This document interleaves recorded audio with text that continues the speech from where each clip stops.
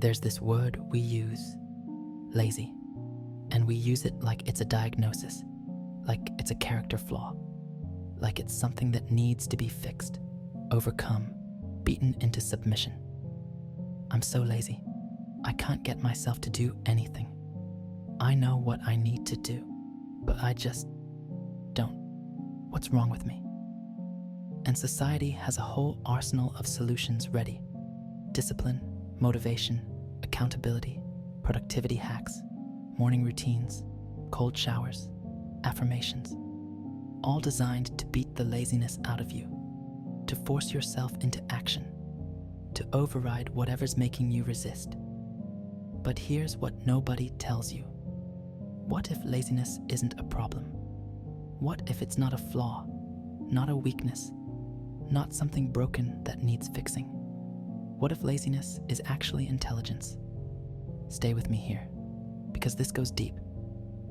Think about the last time you felt truly lazy. Not tired after a long day, not depleted after giving everything, but that specific resistance. That feeling of, I should be doing this, but I just can't make myself. Now think about what you were resisting. Was it something you genuinely wanted to do? Something that excited you, called to you, made you curious? Or was it something you thought you should do? Something that made logical sense but felt wrong in your body? Something that everyone said was important but left you feeling dead inside? Here's the thing. You never feel lazy about things you actually want to do. When something genuinely resonates with you, when it's aligned with your actual nature, energy appears from nowhere. Hours pass like minutes. You forget to eat. You don't need motivation or discipline or someone holding you accountable. You just do it. But when something doesn't resonate, when it's misaligned with who you actually are, your body creates resistance. It makes it hard. It generates that feeling of, I can't make myself. And we call that laziness. We pathologize it. We try to overcome it with willpower. But what if it's not laziness? What if it's wisdom? Your body knows things your mind doesn't. It feels things before you can think them. It senses misalignment, disconnection, when you're forcing yourself to be someone you're not, or do something that's not yours to do. And it creates resistance, not to sabotage you, to protect you, to stop you from wasting your life on things that don't actually serve you. Think about it like pain. When you touch something hot, your hand pulls back before you consciously decide to move it. That's not your hand being weak or undisciplined. That's your nervous system protecting you from damage. Laziness is the same thing. It's your entire being pulling back from something that's wrong for you, creating resistance to protect you from wasting your energy on misaligned action. But we've been taught to ignore this intelligence, to override it, to force ourselves forward regardless of what our body is telling us. Just push through. Just do it anyway. Just be disciplined. Just stop being lazy. And so we spend our lives forcing ourselves to do things we don't actually want to do, moving in directions we don't actually want to go, becoming people we're not actually meant to be. And we wonder why we're exhausted, why we're burnt out, why success feels empty, why achieving our goals doesn't bring the satisfaction we expected. Because we've been fighting our own intelligence, overriding our internal compass, ignoring the signals that were trying to guide us toward what's actually ours. Here's the paradox. The people who are most productive, most disciplined, most successful at forcing themselves to do things, they're often the most miserable because they've gotten really good at ignoring their internal guidance, at overriding their wisdom, at pushing themselves to do what doesn't resonate. And the people who seem lazy, who can't make themselves do what they're supposed to do, they're often the ones on the verge of breakthrough because their body is refusing to cooperate with misalignment, refusing to waste energy on the wrong path. The laziness isn't the problem. The misalignment is. Most people have it backwards. They think, once I overcome my laziness, once I develop discipline, then I'll be able to do what I'm supposed to do. But it actually works the opposite way. Once I stop trying to do what I'm supposed to do, once I start doing what actually resonates, the laziness disappears. Because it was never laziness. It was resistance to misalignment. By the way, our shared space of light and awareness is on its way to 100,000 people.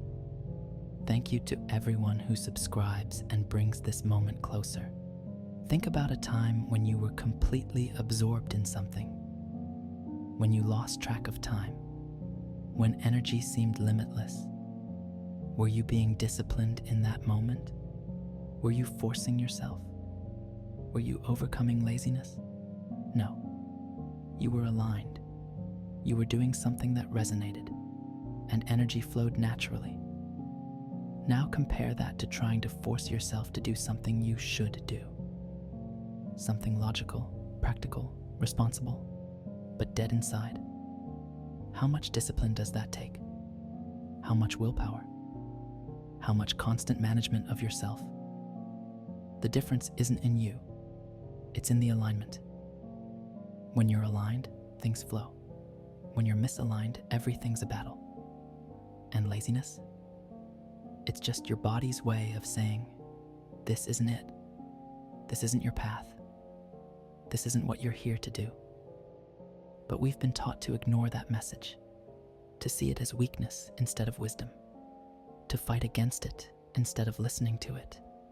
And that's the hidden gift, the intelligence hiding inside what we call laziness. It's not telling you to do nothing. It's not telling you to give up on everything.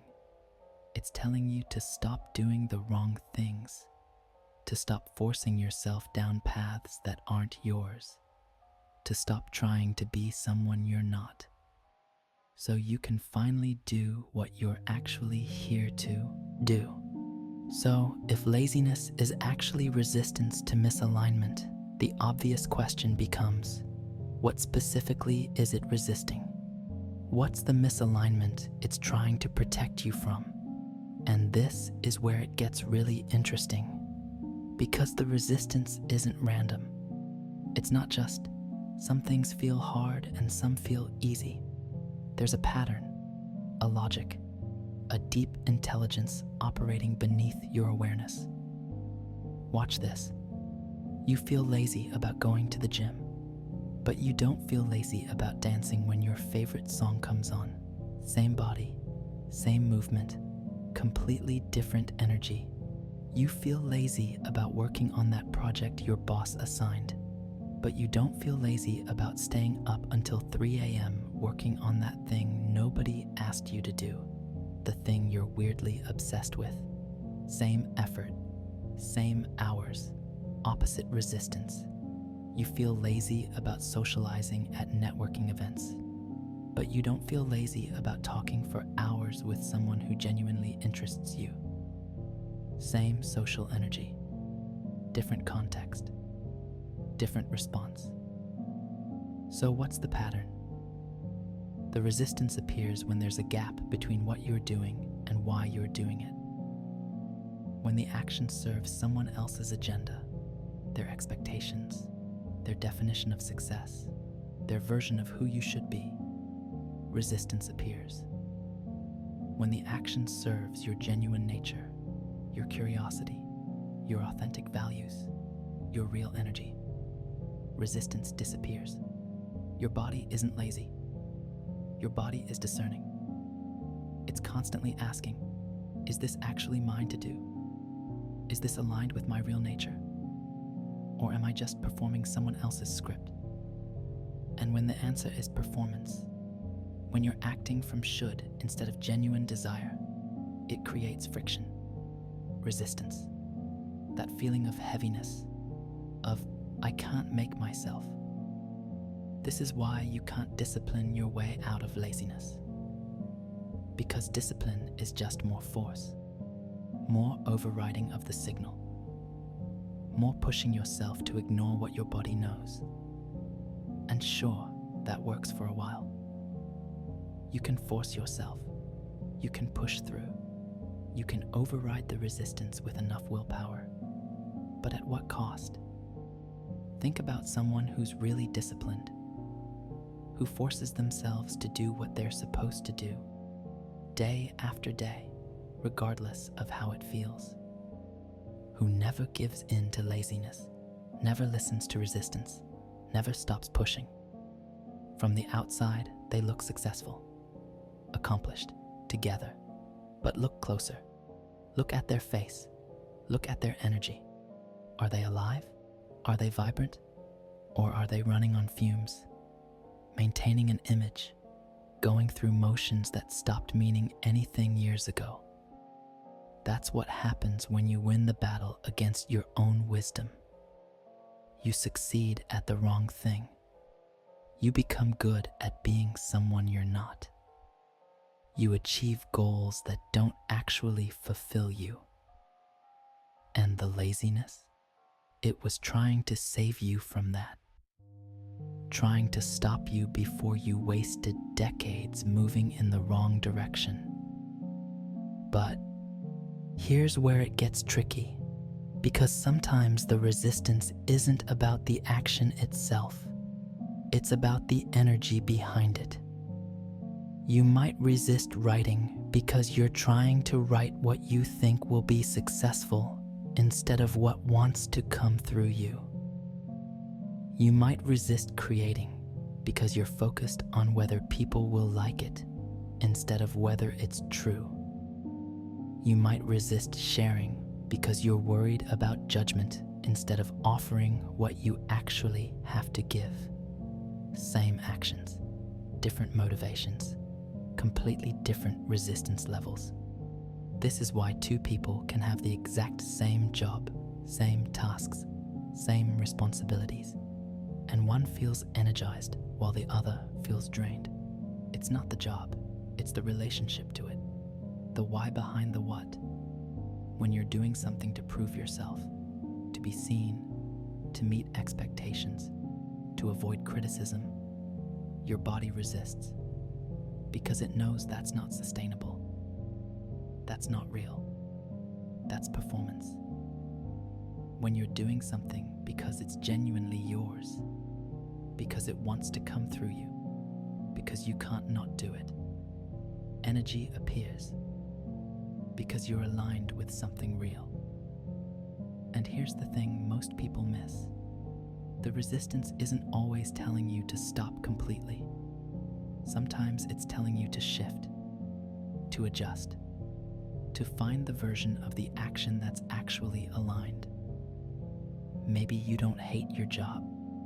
Maybe you hate what you're making it mean. Maybe you're doing it to prove something instead of to contribute something.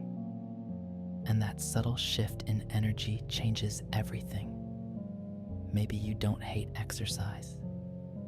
Maybe you hate forcing your body to move in ways that don't feel natural, on schedules that don't match your rhythm. And when you find movement that actually resonates, the resistance disappears. Maybe you don't hate socializing. Maybe you hate pretending. And when you stop performing and just show up as you actually are, connection becomes effortless. The laziness, the resistance, it's not saying, don't do this. It's saying, don't do it like this. Not from this energy, not for these reasons.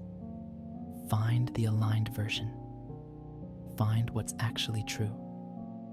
And that's a completely different message than, you're broken and need to be fixed.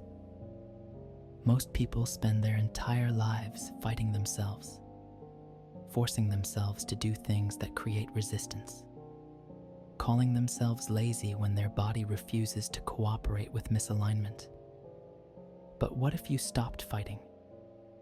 What if you started listening? What if the laziness isn't the enemy? What if it's the guide? So here's where we get practical, because understanding that laziness is wisdom is one thing. Actually using it to navigate your life is another. And this is where most people get stuck. They understand the concept. Okay, my resistance is telling me something. Got it. But then they look at their life and think, great, so what am I supposed to do? Quit everything I resist? Just follow whatever feels easy? No, that's not what this is about. This is about developing a completely different relationship with your own resistance. About learning to read it, to interpret it, to use it as information instead of seeing it as a problem. Because here's the thing, not all resistance means stop doing this. Sometimes it means do this differently. Sometimes it means not yet. Sometimes it means yes, but not from this energy. Learning to distinguish between these is the skill. So let's break it down. When you feel that resistance, that laziness, that I can't make myself feeling, here's what to do. First, stop fighting it. Stop trying to overcome it with discipline or motivation or willpower, because fighting it just drowns out the signal. You can't hear what it's telling you if you're too busy trying to silence it. Just pause. Acknowledge it. Okay, there's resistance here. What's that about? Second, get curious. Not judgmental. Not, what's wrong with me? But genuinely curious. What is this protecting me from? What misalignment is it sensing? And here's where it gets interesting.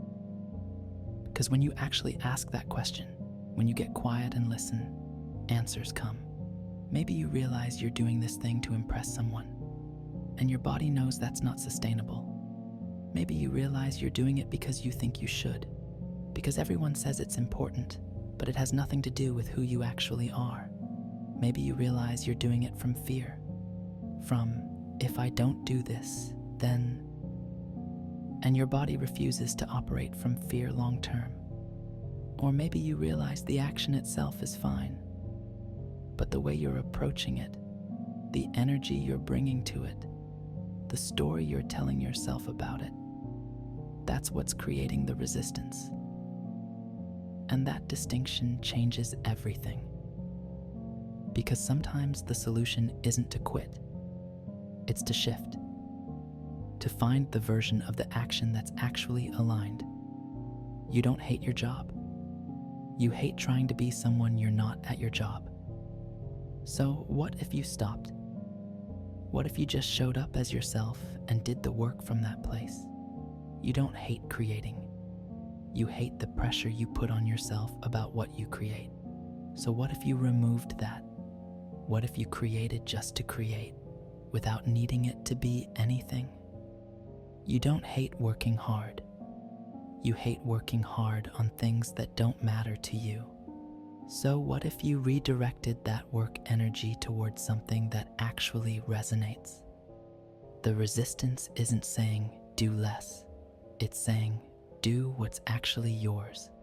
And here's the beautiful part. When you start listening to it, when you start using it as a compass instead of seeing it as an enemy, your entire life begins to reorganize itself. You stop wasting energy on misaligned action. You stop forcing yourself down paths that aren't yours. You stop trying to be someone you're not.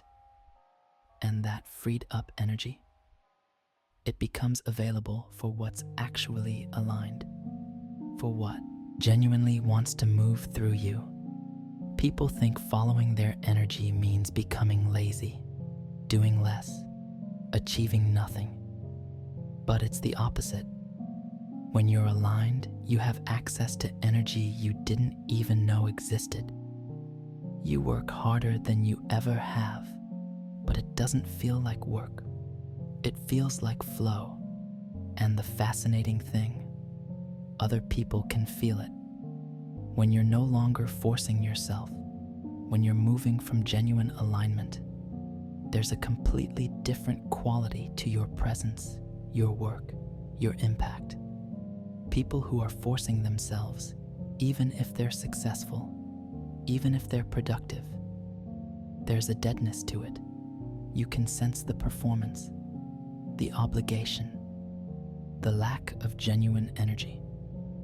People who are aligned, even if they're doing simple things, even if they're not successful by conventional standards, there's an aliveness, a realness, a presence that draws people in because they're not performing.